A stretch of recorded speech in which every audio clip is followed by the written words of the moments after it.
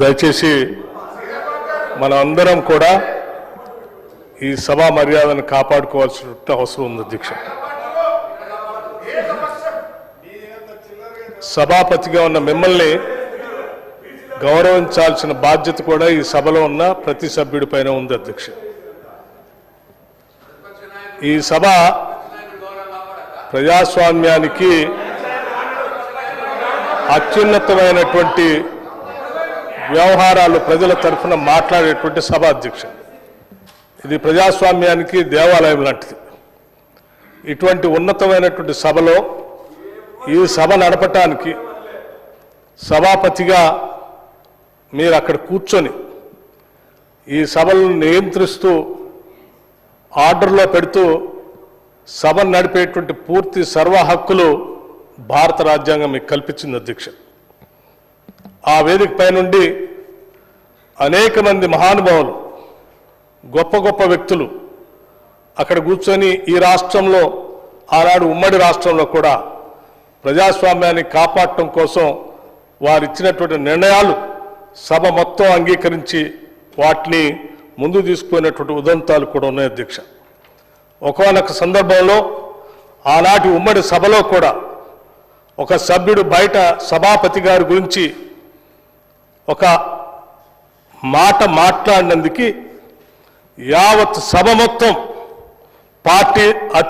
పార్టీలకు అతీతంగా ఒక నిర్ణయం తీసుకొని ఆ సభ్యుడిని పూర్తిగా సభ నుంచి రద్దు చేయటం కోసం ఎథిక్స్ కమిటీకి పంపించి రద్దు చేసినటువంటి దృష్టాంతాలు కూడా ఉన్నాయి అధ్యక్ష. అటువంటి నిర్ణయాలు అనేకం ఈ సభలో జరిగాయి. గతంలో ఆనాడు ప్రతిపక్ష సభ్యులుగా అవతల కూర్చున్నప్పుడు కోమటిరెడ్డి వెంకటరెడ్డి గారు, సంపత్ కుమార్ గారు అవతల కూర్చొని ఉన్నప్పుడు వారు ఏమి మాట్లాడకపోయినప్పటికి కూడా ఆనాటి ప్రభుత్వం ఒక నిర్ణయం తీసుకుని సభ నుంచి సంపూర్ణంగా రద్దు చేసింది అధ్యక్ష సభ్యత్వాన్ని.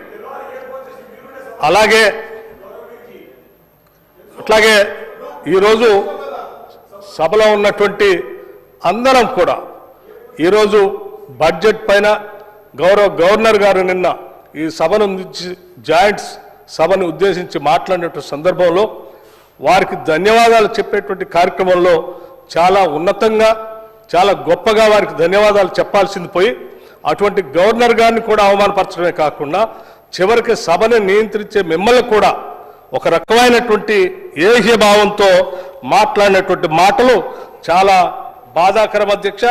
బాధ అనిపించాయని కూడా చెప్పడానికి ఎటువంటి సందేహం లేదు అధ్యక్ష. ఇందులో వారు మాట్లాడుతూ అధ్యక్ష వారు ఏమంటారు అధ్యక్ష, మా అందరి తరఫున మీరు పెద్ద మనిషిగా మాత్రమే అక్కడ కూర్చున్నారు తప్ప ఈ సభ నీ సొంతం కూడా కాదు. ఏంటి అధ్యక్ష ఇది? ఏమధ్యక్ష ఇది? ఏమధ్యక్ష ఇది? ఈ సభ నీ సొంతం కూడా కాదు అని అంటే దాని అర్థం ఏంటి అధ్యక్ష? సరే పెద్ద మనిషిగా కూర్చో, పెద్ద మనిషిగా మాత్రమే అక్కడ కూర్చున్నా. ఏంటి మాత్రమే? ఏంటి మాత్రమే అంటే అధ్యక్ష అది?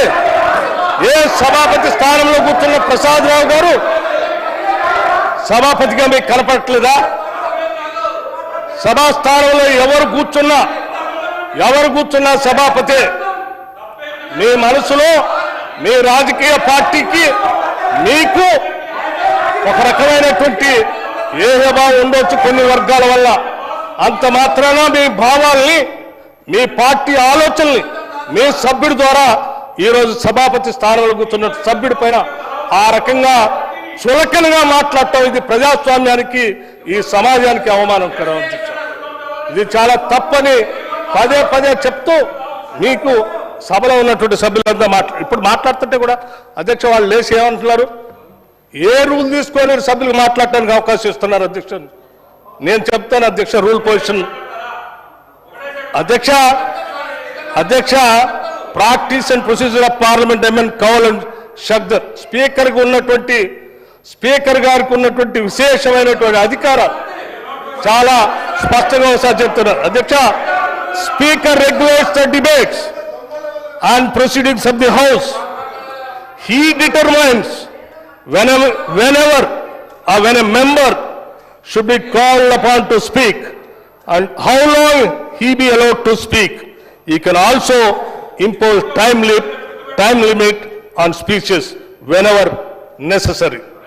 అధ్యక్ష అది ఒకటే కాదు అధ్యక్ష, ఇంకా గౌరవ సభాపతి గారికి విశేషమైనటువంటి అధికారాలు కల్పించి సభను నడిపించడానికి ఈ ప్రజాస్వామ్యం బాబాసాహెబ్ అంబేద్కర్ గారు అందించినటువంటి భారత రాజ్యాంగం ప్రకారం ఇక్కడ గొప్ప నిర్ణయమైనటువంటి కార్యక్రమం బాధ్యతలు అప్పచెప్పి మీరు ఆ బాధ్యతను నిర్వర్తిస్తూ ఉంటే ఆ బాధ్యతను నిర్వర్తించేటువంటి మిమ్మల్ని సభాపతిగా చూడకుండా ఇంకో రకంగా చూస్తూ మాట్లాడినటువంటి మాటలు నిజంగా ఈ సభనే కాదు సమాజం మొత్తాన్ని గాయపరిచే అధ్యక్ష.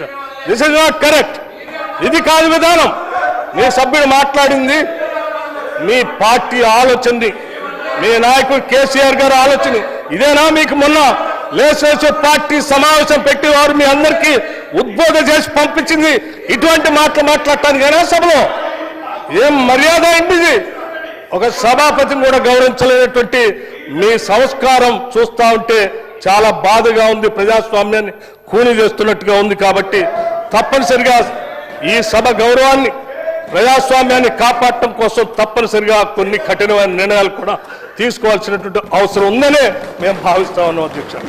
ఇప్పటివరకు సభ్యులు మాట్లాడినటువంటి అంశాలు, అనేక మంది మంత్రులు మీ దృష్టికి తీసుకొచ్చినటువంటి అంశాలు మీరు పదే పదే వారిని వారించి సభను ఆర్డర్లో పెట్టి సభ్యుడు గౌరవంగా మాట్లాడటం కోసం మీరు చేసిన ప్రయత్నాన్ని కూడా వారు క్వశ్చన్ చేస్తూ మాట్లాడినటువంటి విధానాన్ని తీవ్రంగా మేమందరం దీన్ని ముక్త కంఠంతో ఖండిస్తూ సభా ఉందాన్ని, సభా గౌరవాన్ని, ఈ ప్రజాస్వామ్యాన్ని కాపాడటం కోసం డెఫినెట్గా ఆ సభ్యుడు మూడ్ ఆఫ్ ది హౌస్ ప్రకారం ఆ సభ్యుడిని, సరే మా సభ్యులు చాలా మంది పూర్తిగా ఈ సభ నుంచి ఎక్స్పెల్ చేయమని చెప్పినారు, కానీ మాకు ప్రజాస్వామ్యం మీద గౌరవం ఉంది, సభా వ్యవహారాలపైన గౌరవం ఉంది. ఇదే అధ్యక్ష మాట్లాడుతున్నటువంటి ప్రతి సందర్భంలో ఈ రకమైనటువంటి రన్నింగ్ కామెంట్ చేస్తూ సభని నవ్వులు పాలు చేసేటువంటి వ్యవహారమే ఇది ప్రజాస్వామ్యానికి పతనానికి దారితీస్తుంది అధ్యక్ష. ఇది కరెక్ట్ కాదు. మీరు సర్కాసిజంతో లేకపోతే సభా నాయకుడినో లేకపోతే సభాపతి పైనో లేకపోతే మంత్రులు మాట్లాడుతున్నప్పుడు మాట్లాడుతూ ఏహియాలుగా మాట్లాడుకుంటూ పోవటం అనేది ఏ సభకి శోభను తీసుకొని రాదు, గౌరవాన్ని తీసుకొని రాదు. మనం అందరం ఈ సభ ఔన్నత్యాన్ని కాపాడాల్సిన బాధ్యత మనందరిపైన ఉంది అధ్యక్ష. అందుకే మాకు ప్రజాస్వామ్యం పైన సంపూర్ణమైనటువంటి గౌరవం, మర్యాదలు, ఈ ప్రజాస్వామ్యాన్ని కాపాడాలనేటువంటి ఆలోచన కలిగినటువంటి జాతీయ పార్టీగా, రాజకీయ పార్టీగా మేము ఆలోచన చేసి ఒక నిర్ణయం చెప్తున్నాం. పూర్తిగా సభ్యుడిని ఈ సభ నుంచి ఎక్స్పెల్ చేసేటువంటి విధానం గురించి, తదుపరి చర్యల గురించి డెఫినెట్గా మీ ద్వారా ఆ సభ్యుడు వ్యవహారశాలపైన ఎథిక్స్ కమిటీకి పంపించండి. ఎథిక్స్ కమిటీ నిర్ణయం చేసి వాళ్ళు ఏం చెప్తారో ఆ తదుపరి నిర్ణయం తీసుకుందాం. అప్పటి వరకు మాత్రం ఈ సెషన్గా మాత్రం ఈ సభ్యుని సంపూర్ణంగా సభ నుంచి సస్పెండ్ చేసి ఒక గౌరవాన్ని, ఒక సందేశాన్ని, ఒక మెసేజ్ని ప్రజాస్వామ్యాన్ని కాపాడటం కోసం ఒక నిర్ణయం తీసుకోవాల్సిందిగా నేను మీకు విజ్ఞప్తి చేస్తా ఉన్నాను అధ్యక్ష. ధన్యవాదాలు. గౌరవ ఎల్ఏ మినిస్టర్ గారు. అధ్యక్ష, చాలా బాధాకరం అధ్యక్ష. మా ప్రభుత్వం వచ్చిన తర్వాత ప్రజాస్వామికమైన పద్ధతిలో శాసనసభను నిర్వహించాలని ప్రతి ప్రయత్నం, ఆ ప్రయత్న భాగంలోనే మన